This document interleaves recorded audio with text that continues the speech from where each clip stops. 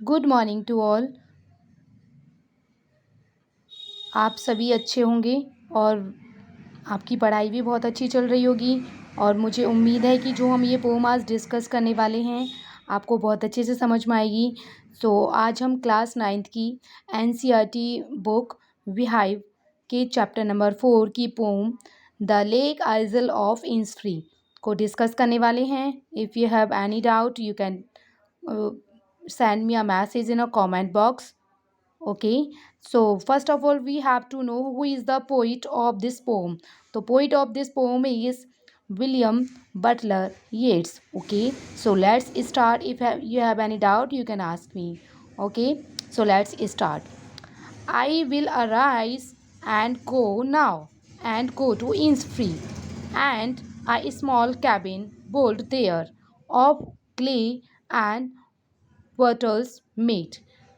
अब यहाँ पर जो पोइट है, पोइट कौन है हमारे विलियम बटलर येट्स, वो यहाँ पर कह रहे हैं, क्या कह रहे हैं, मैं अब उठूँगा और जाऊँगा। कहाँ जाऊँगा? वो कह रहे हैं एंड गो टू इंसफ्री, और मैं कहाँ जाऊँगा? इंसफ्री। और कह रहे हैं I and a small cabin build there, और मैं वहाँ क्या बनाऊँगा?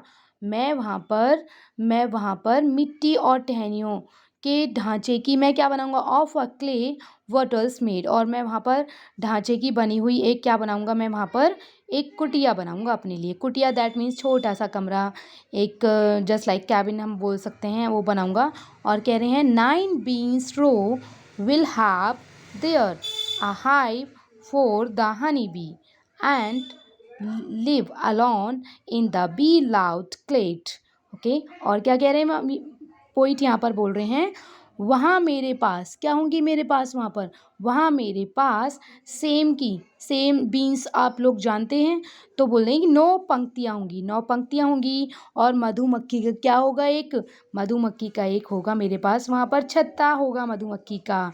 और आगे बोल रहे हैं वो कि मैं वहाँ पर उनकी गुनगुनाहट बिनबिनाने की आवाज़ में मैं वहाँ पर क्या रहूँगा? मैं वहाँ पर अकेला रहूँगा। तो आप, और वहाँ पर बहुत इंजॉय वाली बात बोल रहे हैं वो। और आगे कह रहे हैं ये वर्ड मीनिंग आपके हैं, तो you can see and let's start new stanza. और आगे बोल रहे हैं and I shall have some peace there for peace comes dropping slow. और कह रहे हैं मुझे वहाँ कुछ शांति मिलेगी। क्यों शांति मिलेगी? क्योंकि शांति धीरे धीरे ढल कर आती है, राइट। जब हम किसी प्रॉब्लम में होते हैं तो हमें एक साथ पेशेंस नहीं होता है, धीरे स्लोली होता है, right.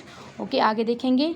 Dropping from the veils of the morning to where the cricket sing there Midnights all the glimmer and done a purple glow and evening full of linnet's wings. और आगे कह रहे हैं, क्या कह रहे हैं आगे?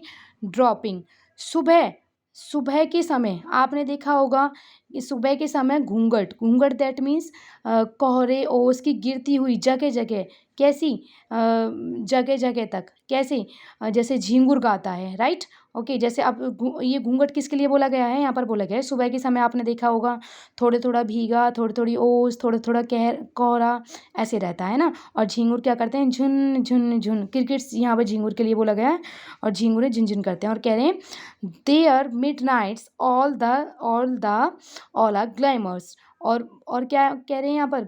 वो कह रहे हैं वहाँ आधी रात पूरी तरह टिमटिमाती हुई रोशनी से भरी हुई है ना। आधी रात में टिमटिमाती हुई रोशनी से भरी हुई है, और दोपहर को क्या हो जाती है? पर्पल ग्लो, और एकदम बैंगनी चमकती हुई शामें हो जाती हैं, है ना।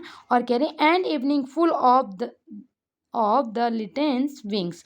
और क्या कह रहे हैं? और शाम के समय लिटेन एक वर्ड के लिए बोला गया है, एक छोटी सी भूरी चिड़िया जो पंखों को क्या कर रही होती है? फड़फड़ा रही हो। ओके, अब यहाँ पर पोइट थर्ड स्टैंजा में बोल रहा है I will arise and go for always night and day. अब कह रहा है अब मैं उठूँगा और जाऊँगा। क्यों जाऊँगा? क्योंकि रात और दिन में क्या होती हैं? I hear the lake water lapping with low sound by the shore. और क्या करूँगा मैं उठूँगा और जाऊँगा। कहाँ जाऊँगा? क्योंकि रात और दिन जो झील होती है, पानी की क्या होती है? पानी की धीमी आवाज़ को टकराते हुए सुनना है उसे। ठीक है, आगे कहते हैं while I stand on roadway और on the pavements grey I hear it in the deep heart's core. और आगे कह रहे हैं वो क्या कह रहे हैं? जब मैं सड़क पर या सड़क के किनारे, जैसे थोड़ी जगह होती है फुटपाथ जिसे बोला जाता है, खड़े होता हूँ, तो मैं इसकी गहराई को किससे सुन सकता हूँ? मैं दिल से सुन सकता हूँ। आप यहाँ पर वर्ड मीनिंग देख सकते हैं, लेपिंग गहराइयों में, जैसे उछाल, है ना, राइट। और यहाँ पे बहुत सारे वर्ड मीनिंग आप देख सकते हो। If you want to know more about this poem, you can send me a message. Thank you for watching.